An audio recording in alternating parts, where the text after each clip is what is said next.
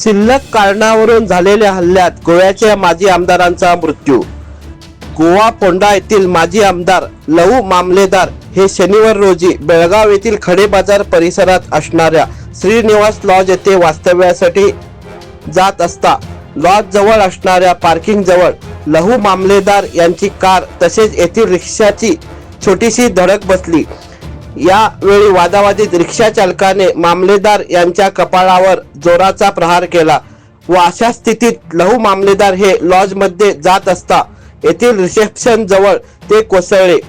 त्यामुळे त्यांना ताबडतोब बेळगाव येथील बिम्स हॉस्पिटलात दाखल करण्यात आले, परंतु तोवर त्यांना मृत म्हणून घोषित करण्यात आले।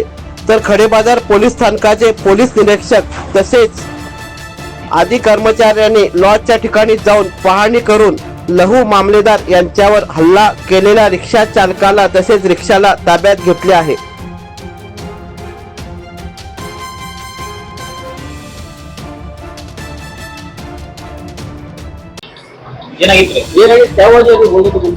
ಅಭಿ ಈಗ ಬರಾಕ್ರಿ ರಿಕ್ಷಾ ಅವ್ರ ಒಬ್ಬರು ಬರತ್ರಿ, ಇವ್ರ ಕಾರ್ ತಗೊಂಡ್ ಬರಾಕಿತ್ರಿ ಕಡೆ ಬೈರದಿಂದ ಶ್ರೀನಿವಾಸ್ ಲಾಜ್ಗೆ ಇರ್ತಾರ್ರಿ ಅವ್ರ ಪ್ಯಾಸೆಂಜರ್ ಅನ್ಕಾಸ್ ಬಂದಾರ ಅವ್ರ ಸ್ವಲ್ಪ ರಿಕ್ಷಾಗೆ ಟಚ್ ಆತ್ರಿ। ಟಚ್ ಆತಂದ್ರೆ ಕಾರ್ ಅವ್ರು ನಿಂತಿರಲ್ಲ, ಸ್ವಲ್ಪ ಆಗಿತ್ತು ಅನ್ಕಾಸ್ ಹಿಂಗ ಬಂದ್ಬಿಟ್ಟಾರು। ಎಲ್ಲಾರು ಮಂದಿ ಅಲ್ಲಿ ಹೇಳ್ತಾರಿದೆ ಏನಪ್ಪಾ ಐತಿ ಏನ್ ಮಾತಾಡ್ಬೇಕಂತ ಕೆಲ್ಸಿಲ್ಲ, ಜೋರ್ ದಾದಾಗಿರಿ ಮಾಡ್ಕೊಂಡ್ ಕೆಲ್ಸ ಮ್ಯಾಲ್ ಬಂದ್ ಕೆಲ್ಸ ಒಂದ್ ಬರಿ ಬಿಟ್ರಿ ಅವಂಕ ಬಡಿದಂದ್ರೆ ಅವ್ನ್ ಸ್ವಲ್ಪ ಚಕ್ಕರ್ ಬಂದ್ ಕೆಲ್ಸ ಮ್ಯಾಲ್ ಬಂತಂದ್ರೆ ಇಲ್ಲೇ ಡೆಡ್ ಇದು ಆನ್ ಸ್ಪಾಟ್ ಒಂದು ಡೆಡ್ ಆಗ್ಬಿತ್ರಿ। ಅದು ಹಂಗಾಗೈತ ಅದ ಹೊಡೆದಿತ್ ಆಗೈತೆ ಏನ್ ಗೊತ್ತಿಲ್ಲ, ಏನ್ ಆಟ ಹೊಡೆದಾರ ಅನ್ಕೆಸ ಅದ್ರ ಪ್ರೂಫ್ ಇದೆ।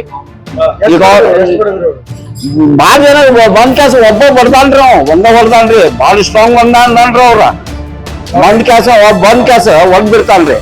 ಆಮೇಲೆ ಇಲ್ಲಿ ಅವರು ಹೋಟೆಲ್ ಅವರು ಫೋನ್ ಮಾಡಿ ಕೆಲ್ಸ ಮಾರ್ಕೆಟ್ ಪೊಸಿಷನ್ಗೆ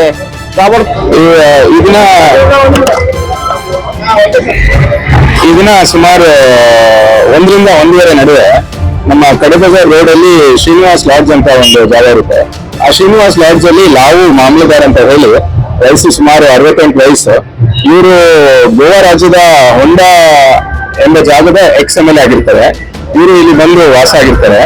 ಇವರು ವಾಸ ಆಗಿ ಇವತ್ತು ಅವರು ಗಾಡಿ ಮಾಡಿಸ್ಕೊಂಡ್ ಬರೋ ಸಮಯದಲ್ಲಿ ಅವ್ರಿಗೆ ಮತ್ತೆ ಒಂದು ಆಟೋ ಡ್ರೈವರಿಗೆ ಗಾಡಿ ಟಚ್ ಆಯ್ತು ಅನ್ನೋ ವಿಚಾರಕ್ಕೆ ಒಂದು ಬ್ರೀಫ್ ಆಲ್ಟರ್ಕೇಶನ್ ಆಗುತ್ತೆ। ಆ ಸಮಯದಲ್ಲಿ ಆಟೋ ಡ್ರೈವರು ಇವ್ರಿಗೆ ಆಲ್ಟರ್ಕೇಶನ್ ಆಗೋ ಸಮಯದಲ್ಲಿ ಅವರು ಕಪಾಳಕ್ಕೆ ಏಟ್ನ ಕೊಡ್ತಾರೆ। ಕಪಾಳಕ್ಕೆ ಏಟ್ನ ಕೊಟ್ಟಿದ್ದ ನಂತರ ಇವರು ಅವ್ರ ಲಾಡ್ಜ್ ನ ಮೆಟ್ಲನ್ನ ಹತ್ಕೊಂಡು ಮೇಲೆ ಹೋಗ್ತಾ ಇರೋ ಸಂದರ್ಭದಲ್ಲಿ ರಿಸೆಪ್ಷನ್ ಏರಿಯಾದಲ್ಲಿ ಅವರು ಕುಸಿದ್ ಬೀಳ್ತಾರೆ। ಕುಸಿದ್ ಬಿದ್ದ ನಂತರ ಅವರಿಗೆ ನಮ್ಮ ಬೆಳಗಾವಿಯ ಸಿವಿಲ್ ಹಾಸ್ಪಿಟ್ಲಿಗೆ ತಂದು ದಾಖಲು ಮಾಡ್ತಾರೆ। ಇಲ್ಲಿ ಅವ್ರದ್ದು ECG ಮತ್ತೆ ಇನ್ನಿತರ